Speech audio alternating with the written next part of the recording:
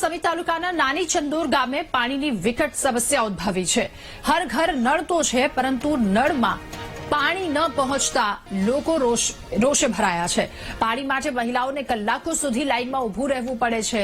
મહિલાઓ દૂર દૂરથી બીજા ગામેથી પણ પાણી લાવવા માટે મજબૂર બન્યા છે। પંચાયતમાં અનેક વખત આ વાતને લઈને રજૂઆત કરવામાં આવી, તેમ છતાં પાણીની સમસ્યાનો કોઈ જ ઉકેલ નથી આવ્યો અને લોકો પરેશાન।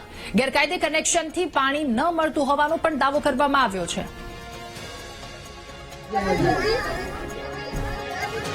બહુ જ વખો છે, વાત જ ના કરશો પાણીનો। એવો અમારે નાની ચંદુરમાં વખો છે, ગામડીમાં તો પાણી જ નથી આવતું। પાણી વગર અમારે કરવું શું સાહેબ?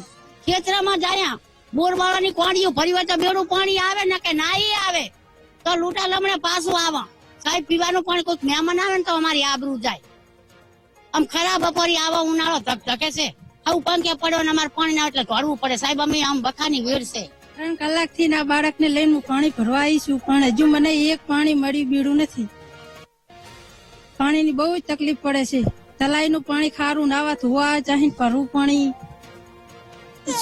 આ છોકરું ને હવે અમારે ઘડી ચકલા જોયું। આવી ગરમીને બાળકનું 3 કલાકથી લઈને ઉભા છે। પાણી બિલકુલ આવતું નથી ગામમાં। આ ગામની મહિલાઓ, નાના બાળકો, ગામમાં મોટા પ્રસંગ હોય તારી એના ટાઈમે કોઈ પણ પાણીની સગવડ જ નથી ગામમાં।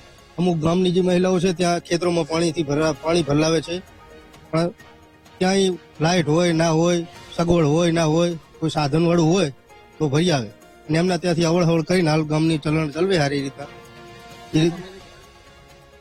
સાહેબ રજૂઆત તો આરી 2-2.5 મહિનાથી છે।